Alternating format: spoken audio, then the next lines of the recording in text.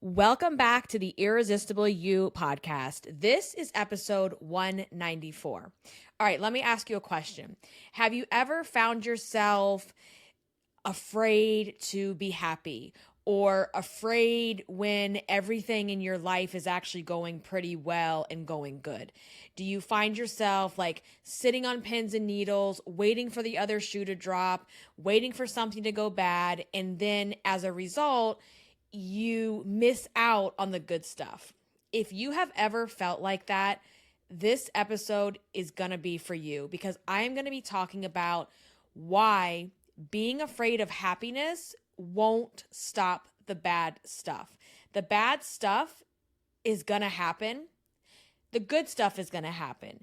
And putting your happiness on hold or being afraid of happiness or being afraid of the good times isn't going to somehow like stop the bad stuff, right? So let's get into it, guys. All right, so I know there's been a little bit of a gap in my last episode, and I'm going to explain that because, as you know, I use a lot of my own life experiences to create the content here on the podcast. So yes, I have been a little absent for the past couple of weeks. If you follow on Instagram and you're an avid listener of the podcast, you know that towards the middle of September, I went to Disney World and a type 1 diabetic conference with my 6-year-old daughter. We did the same thing last year. We had such a good time. It was such a good experience for her to go to that conference that we went again this year, and it was amazing. Like, it's a long weekend. It's just her and I, and it's this really great, like, quality time for the two of us. We go to this conference where she's able to interact with other children that have type 1 diabetes. We get to learn a lot about new technologies that are coming out. And I had shared in one of the latest episodes that Catalina is also writing a book that will be for other children with type 1 diabetes. So it was just such a great experience, not just the conference, but also, the conference takes place in Orlando, Florida. So we are huge Disney World lovers. So it kind of gives us a reason to go to Disney for a couple nights. And it was the best trip. I mean, it was last year. It's just, you know how it is on vacation or anytime you take a trip, especially in Disney where you're like in the Disney bubble. You just forget about adulting. You forget about all your responsibilities. You forget about the bills. You forget about taxes. You forget about work. You forget about all the things that we have to do that we don't love to do as adults. And it's just a great experience and a great time. And it was like just so many good memories. And like, I am a planner, but I'm also, it's so weird, right? Like I am a planner, but I am also like a go with the flow, let's just see what happens type of person. And the 2 times that her and I now have gone together for the conference and, gone to Disney, we've had these moments that where like everything was just perfect. Like we got somewhere at the right time or like a reservation at a restaurant that we weren't able to get ahead of time and we got it right on the spot. Like just all these like really cool moments. And it's such just great memories. And like, I have so many pictures. I know I was sharing like crazy on Instagram, and then I got home on a Monday and went back to, reality, working and all of the things on Tuesday. And when I tell you within the first hour of being back to reality slapped me in the face and it hurt. Like, I'm not going to get into specifics because it's just not appropriate, but there was just some crazy things going on, like in a work business thing, and it really knocked me down. And, and then it just started this like domino effect within the week. One of my best friends from high school, whose family was like a second family to me as I was growing up, her mother passed away that week. So there was that. There was something that came up with school and diabetes, and that just threw me for a loop. And then my dad, they thought my dad was having a heart attack. It ended up being a gallbladder attack, which you OGs that have been with me since the blog days, that happened to me like 10 years ago with my gallbladder. And so my dad had his gallbladder removed. He was in the hospital for a while. And all of this happened within like a 2-week span. And so, when you get back from any type of trip, whether it's business or pleasure, it doesn't matter. You're just kind of like, you need time to recuperate. I didn't get that because I was just literally thrown into the shitstorm of life. I lost a lot of sleep over some things that were happening. I mean, sick to my stomach with worry about some things going on. And it started to, my depression and my anxiety started pulling me down. And that's why I haven't been here the last couple of weeks, because depression has gotten the best of me. No, let's not be dramatic. Let's not say it got the best of me. It has started to pull me down, and I'm fighting against it and not letting it happen, but it's been really hard. And a lot of the things that, the dust is clearing, everything is settling. I've got some answers on some things that have had me worried sick. I may not like some of those answers, but I at least know the answers and I can, plan accordingly, let's just say. So it's just been a lot. And I have noticed the depression. My suitcase is still sitting in my bedroom. I haven't unpacked everything because, and I hate this because like anytime I go on any type of trip, again, whether it's business or pleasure, there's like that moment you need to come home, rest, recuperate, and like look at the pictures and look at the memories and just kind of like relish in what just happened. And I didn't do that yet. And I actually have been avoiding it. I haven't even gone onto the Disney app and downloaded all of my photos that we have. I've downloaded some as the trip was happening. And you guys that are on IG, you've seen some of those in my stories. But like my suitcase is still sitting in my room.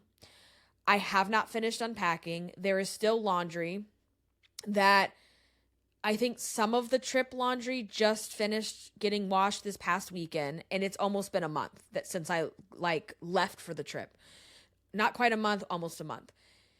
So depression and anxiety has been flaring up really bad. It's taken everything in me to wake up in the mornings, and I have to wake up. Like I don't have a choice. I have work to do. I have a child to get to school, and I have to get up. But it is literally taken every ounce of energy in me to wake up and get motivated and do what I have to do. And I've just been doing the bare minimum to get by and survive every single day because my mind has been a wreck.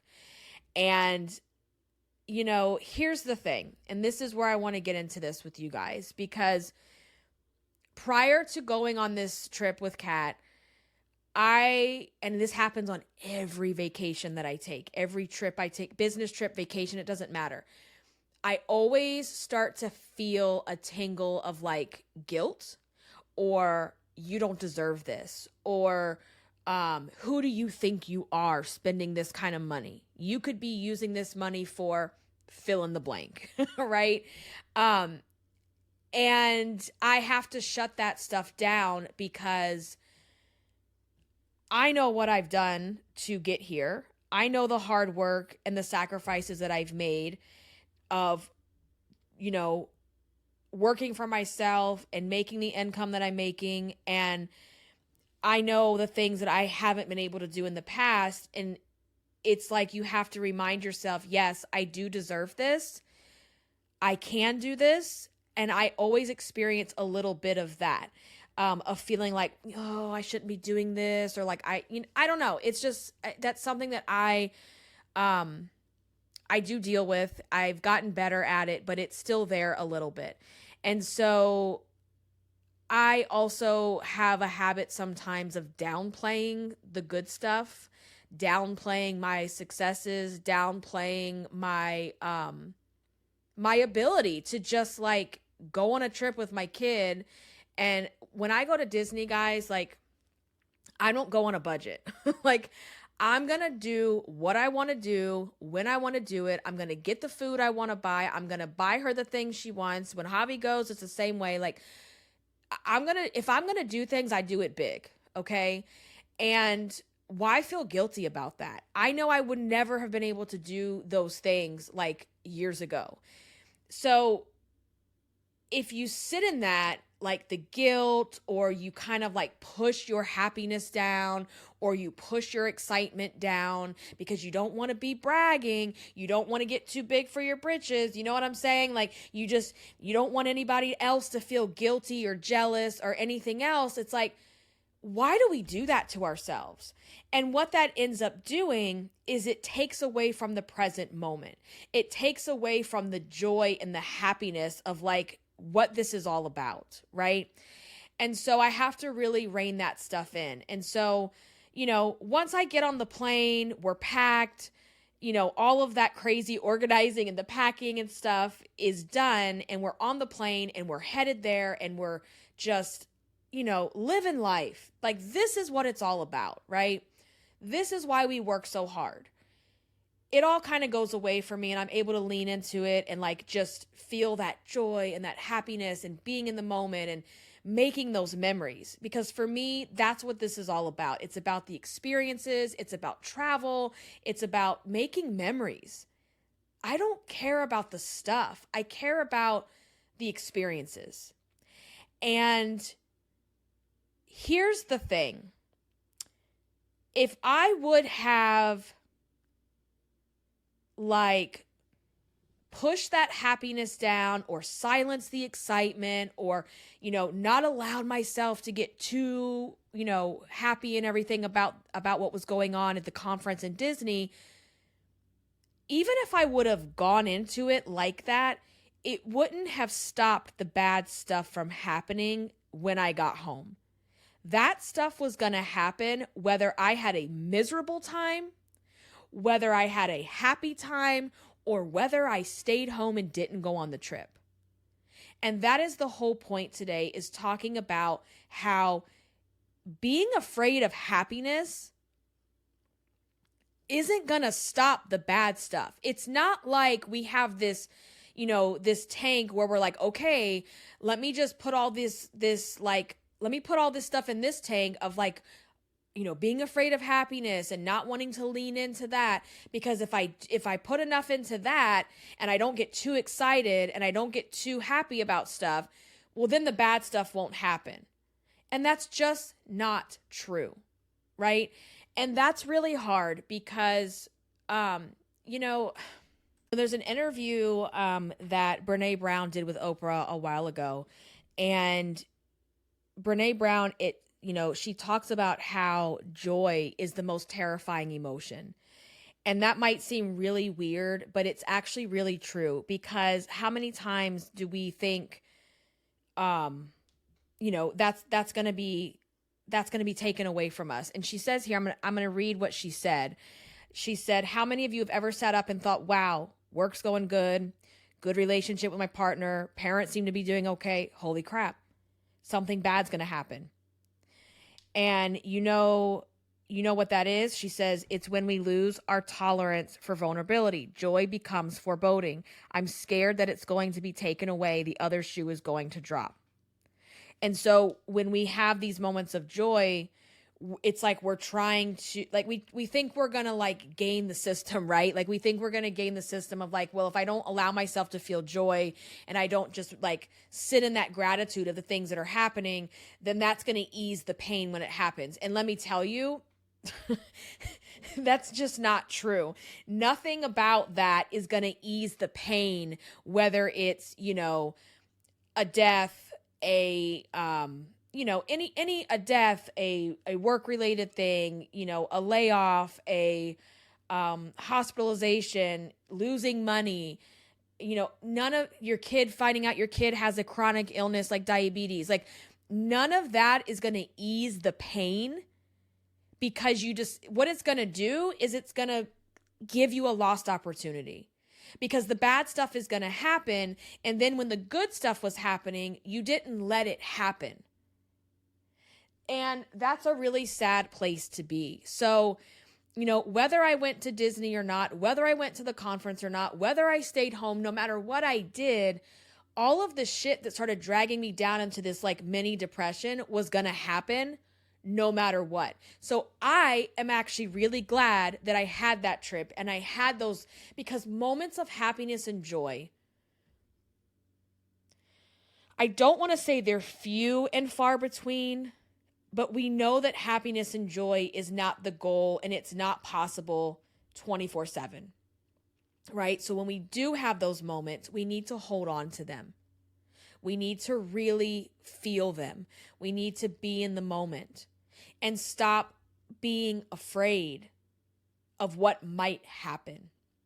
Because and that's the thing, right? So in life, suffering and pain, that is inevitable. That is part of the human experience. And there's no way to avoid that.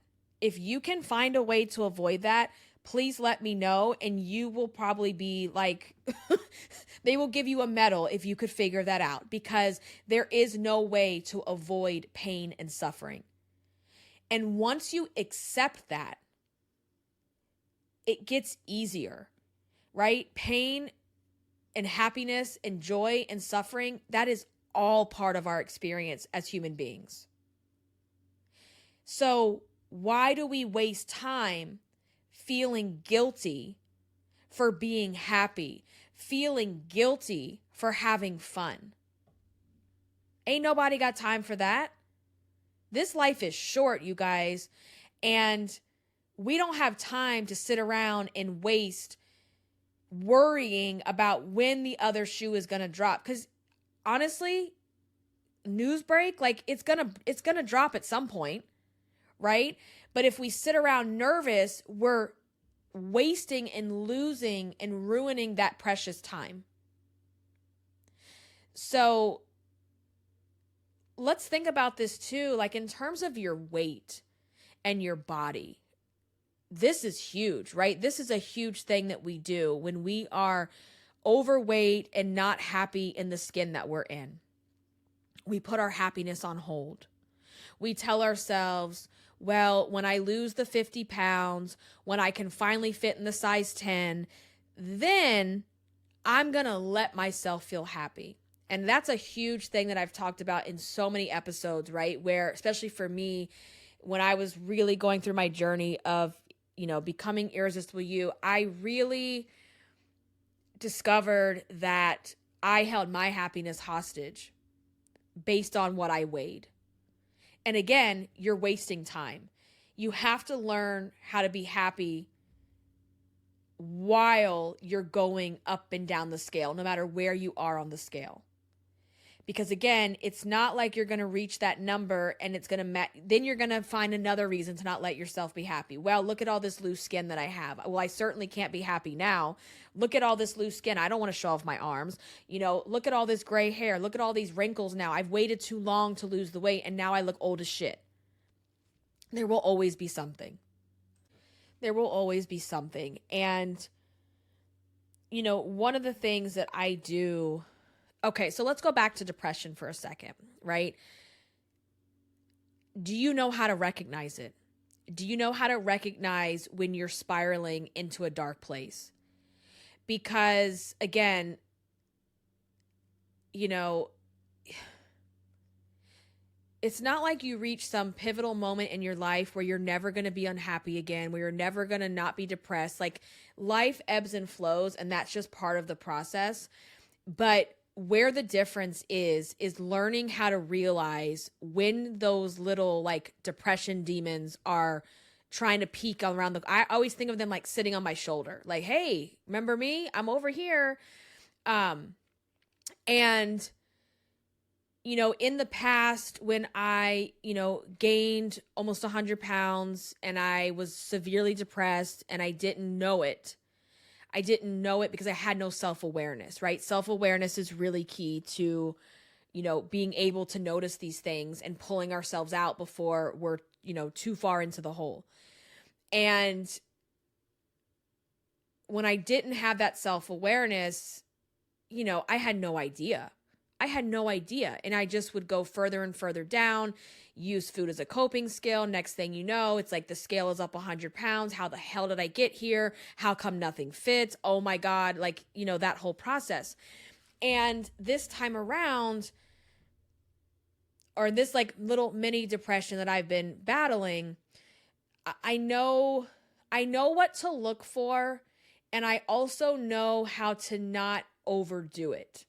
What do I mean by that? What I mean by that is not allowing myself to feel guilty because things are going bad, and allowing myself to feel the shitty feelings, right? And allowing myself to have a pity party for a day or two, right? We're not doing week-long pity parties, y'all. We're doing like maybe a day, maybe a couple days, okay? Allowing ourselves to just survive and get through, and then figure out what our next move is going to be. And so those little signs of depression for me, okay? Really hard to wake up in the mornings, or the moment the alarm goes off, I'm angry because I don't want to do life yet. Like, I was finding myself doing that a lot the last couple weeks. Like, I don't want a life today. Like, I don't want to adult today. I don't want to face certain things today. I don't want to get out of bed, but I have to. There's no way around it. Okay. For me, I also find it's like, especially working from home, I will admit, like, sometimes when I am going through these little bouts of depression, I don't want to even get in the shower. I know that's gross, but it is what it is. And I know I'm not the only one. And so sometimes just waking up and getting yourself in the shower is enough, right? Another thing for me is, so when I come downstairs in the morning, one of the things I always do is I open all the blinds like that look out into the backyard, because I love my backyard. And I will notice I'll go days and I haven't even opened the blinds and I haven't even gone outside to the backyard. That's a sign for me, right? So it was funny because the other day it was like an automatic reaction. As I come down the stairs, I noticed I just started opening the blinds. And I was like, oh, right. Like, I also, before I go to bed, I like to have the kitchen clean. I hate coming downstairs in the mornings and the kitchen is like dirty. Don't be vulnerable. Let's be vulnerable. The same dishes sat in the sink the entire week until Saturday. Like, it is what it is, right? And like, it would drive me crazy when I see it, but I was like, I literally don't have the energy to do anything about it right now. I don't care. And I tell myself that because I'm like, in a couple days, you're not going to be able to stand it, and you're going to do them, and we're going to be fine. And we're going to get back in our normal routines. Same thing with laundry. I was able to at least get the clothes in the washer. I forgot about them. They sat there for like 2 days. I had to rewash them. They've all been dried. Have they been put away? Hell no. We'll get to that today or tomorrow. And that's the thing, right? Like, giving yourself grace. I know that I'm not going to let a month or even a couple weeks go by of not doing dishes. I just know I'm not going to do that. But knowing, like, I'm not going to make myself feel guilty or feel bad because I just don't have the mental, emotional, or physical energy to give a shit right now. I know that will change in a day or two, a couple days. And it did. Kitchen's clean. The laundry's done. Been taking showers. Your girl is good. But I'm just being very transparent with you guys. Like, this is what depression looks like. And sometimes just getting out of bed is enough. And you need to stop guilting yourself about, I should be doing this, and I should, shoulding all over yourself. I should be doing this. I should be doing that. Yeah, in a normal, functioning capacity, yes, you should. But when you have like serious life decisions, things that could dramatically impact your family, impact your well-being, impact your just everything, it's really hard. It's really hard. And I want you to understand that sometimes we're just going to be in those slumps, but you have to recognize when it's happening so that you don't get too far down the hole, and that you get professional help when you need professional help. I go to a therapy every single week, and I've been going for almost, my God, it's been years now. And I just highly recommend that. You should always have someone that you can talk to that is not emotionally invested in your life, like, your family or friends, that can give you that advice and just listen when you need to vent. Everybody needs that. So I also just start to set little goals for myself, right? Where I actually put laundry on the to-do list,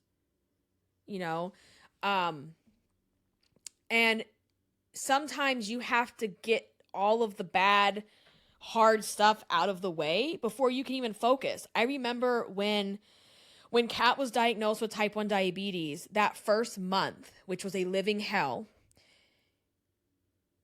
the mail started to pile up.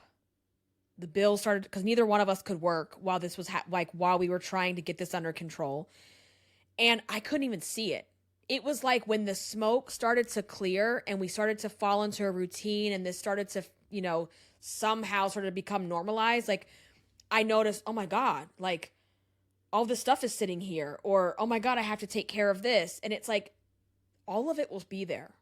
When you're better and you're well, it will all still be there waiting for you. Because sometimes when you're going through it, you can't even see those things. Like it's wild to me. And so know what it looks like for you. What is the anxiety? What does the depression look like? How do you know when you're going to start going down that path? Emotional eating, binge eating, overeating. Because for a lot of us, depression and binge eating go hand in hand. Now, have I been binge eating? No, I haven't. Have I been emotionally eating? Yeah, a little bit, like here and there, because and most of it's like because I'm ordering food, because I haven't had it in me to give a shit about making meals. So I've been ordering a lot more food than I would like to. But I don't feel like I'm binge eating at all. Like I'm definitely not. So, know what that looks like, because what you don't want is to wake up a year, 6 months, 3 months from now and just not understand how you got there. Because you're like zombie walking it, zombie eating it through life, because you have no idea what your triggers are. You don't have any self-awareness, and you're like, oh my God, how did I gain all this weight? I didn't even know I was depressed. So one of the other things that I do when I'm going through this is to practice gratitude. Okay? And when you practice gratitude, it will really ground you. It will humble you, and it will ground you, and it will put everything into perspective, right? One of the things I always say, it's like, if my kids are good, if our health is good, everything else I can figure out. I can always find ways to make more money. I can always, other challenges, I can figure it out. It's all figure outable. What's not figure outable is your health. I mean, yes, to an extent, but you know what I'm saying? Like, I can't take away the diabetes, okay? I can't do that. But I can be grateful for the fact that my daughter's healthy, right? She just has this thing that she has to manage. But otherwise, she's completely a healthy, happy young lady. So I practice gratitude. I do a lot of meditating and prayer. I really believe in all of that. I didn't believe in all that many years ago, and that's part of the problem. It was for me. So practicing gratitude, however that looks like for you, it just really puts everything in perspective. And some of the things that have come up for me in the last couple weeks, when I think about what I prayed for many, many years ago, these are, and I'm going to use quotation marks as if you can see me. These are problems that come from some of the things that I prayed for. It's growing pains, right? And I have to put that into perspective too. So gratitude will always help. Making little small to-do lists, like, okay, today I'm going to take a shower. Today, you know what? I'm feeling a little bit better. Not only am I going to take a shower, I'm going to put my face on. I'm going to put my makeup on. Okay? I'm going to do my hair. I'm going to, go get my car washed. I'm going to do the dishes. I'm going to, put all the laundry away. I'm going to get that. Y'all, I'm going to get that suitcase unpacked. I promise. It's going to happen. Like this week, there is no more excuses. That suitcase needs to go. Okay? I also found myself, like, I am a big person about holidays. I love holidays. Like, and I I believe that some people say, well, it's just a holiday. It's just another day. It's like, okay, whatever. If you start believing that, then what is there to look forward to? It's just like people who say, what's the point of making the bed? Well, the point of making the bed is because it sets your day up for success. It gives you this little small win in the morning to feel proud of, to go, wow, the room looks really good. I'm ready to start the day. When you start having that mentality, then what's the point of anything? What's the point of taking a shower? You're just going to get dirty again. What's the point of eating? You're just going to get hungry again. What's the point of waking up every day? You just got to wake up again tomorrow. Like, that's a slippery, dangerous slope mentality. And so I really love holidays. I think it takes the everyday routine, monotony, and make it feel like fun and different. And, especially like having kids now, it gives it even more meaning for me. And so y'all know I love some Halloween. I got married on Halloween Eve. Both of my kids are born like exactly 5 and exactly 10 days were Halloween. No, that was not planned. Literally, that part was not planned. But we just love Halloween. And I mean, my son, and I did not tell him this. This is like literally something he like in his little brain came up with like a long time ago. He runs around the house saying that he is the king of Halloween. I cannot. I love it. I think it's the cutest thing. But I love some Halloween, and I always decorate. We always go hard at Halloween. And that first weekend of October, like when it was like the end of September, I think October was like happening on a Sunday or something. I don't remember. But I knew I wanted to decorate because I'm like, if we don't decorate this first weekend of October, it's not going to happen. Like, we already know. And I took everything I had to because this is when I was like really in that like mini depression. And I told my husband, like, please go get the Halloween stuff out of the attic. The kids were so excited. Like, I don't, now like seeing how much they enjoy it, like we just have to do it. And I got us to do it, and it was fun. And, so it's like, sometimes you really got to push yourself, right? Something that seems so fun and simple, like decorating for Halloween, it felt like a chore for me. But I knew that I wanted to do it. I knew that I would regret not doing it. And I also knew I have these other little people that look forward to this as well.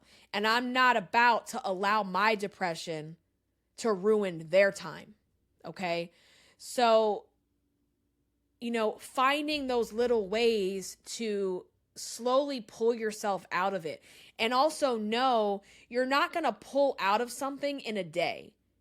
It may not even be a week, right? But you've got to figure out these ways to, for me, it's like making the bed in the morning, making sure the dishes are put away, like these little tiny wins that can slowly start to build up your confidence again in who you are and the other bigger things that you can accomplish, right?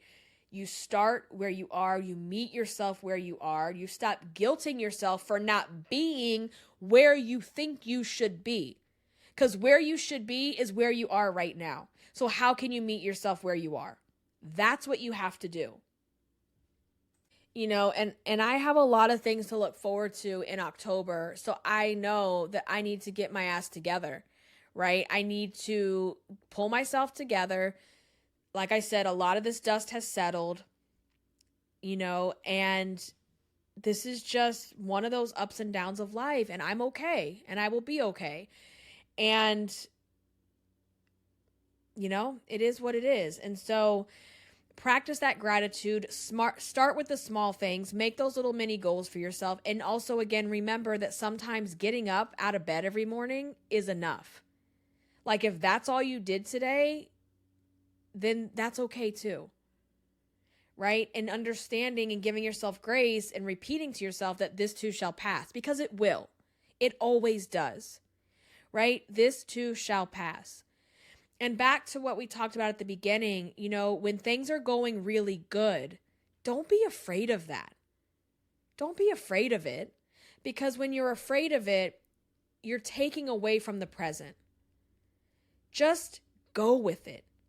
Allow yourself to go with the good. Go with the things that are making you feel happy. Go with the things that you're proud of. Don't be afraid to be proud of yourself and how far you've come. And think about like the weight too. Like when someone compliments you and notices that you're losing weight and you do the yeah, but thanks, but I still have 20 pounds to go or whatever. Like, don't do that to yourself. Just accept it. And, we're used to suffering. We're used to things going bad. We're used to the other shoe dropping. We need to really get used to feeling happiness and joy too, and knowing that it's not anything to be afraid of, that it's a good thing. And my goal in life is not to be happy, because to be happy 24/7, that is not a thing. Like, we're not always going to be happy, and I don't want to be like that 24/7 because quite frankly, it's annoying. My goal is to feel at peace. And I will tell you, in these last couple weeks, my peace was disturbed, okay? My peace was seriously disturbed, like not sleeping, worrying over things. Like, I just want to be at peace, right? Because things can be going kind of wrong, and I can still feel peace in what I'm able to do. I can still feel peace, especially when you practice gratitude. You can feel peace even through some of the scary stuff. But just know it's normal. We all go through it. People that say they don't, they're lying. They're lying, and or they are in denial. Like, everybody goes through pain and suffering. Every single person. It might look different for certain people, but everybody feels pain and everybody feels suffering in their life. And again, if they say they don't, they're lying. They're just straight lying. So know that it's normal. Know that it's okay. Start leaning into the good stuff, you guys. We got to hang on to that, because we only get one life, right? And we know that it's short, and we know that it goes by quickly. So just hang on to that stuff, right? Like, let's live our lives. I always think, let's live our lives like a dog. Like, I see Chewy, and it's like, he just lives his life. Like, he's excited to go do everything, right? And it's like, we need to live more like that. Dogs are not they just live in the moment, right? They live in the moment. They're not worrying. They're not stressing out about all these things. But it's like, why can't we do that a little bit more? And I know I get it. It's like, it's really hard because we have a lot of things going on. But we have to put stuff in perspective. That's what we have to do. So, I'm going to go relish in those memories. I'm going to start making the reels. I'm going to start sharing some of our memories on my feed on Instagram. Because I want to share that, and I want to remember, and I want to let everyone else know that it's okay to have bad days, and it's also really okay to be happy, and it's okay to be proud of yourself, and it's okay to do things that you thought you would never be able to do. It's okay. And if most of you listening to this are on some form of a weight loss journey, I want you to really put that in perspective too. Like, you cannot put your happiness on hold for when you get to your goal weight. Am I at my goal weight? Hell to the no. Am I working on myself? You damn right I'm working on myself. Is the scale going down? Yes. Does it go down every week? No. Do I like my my lower stomach?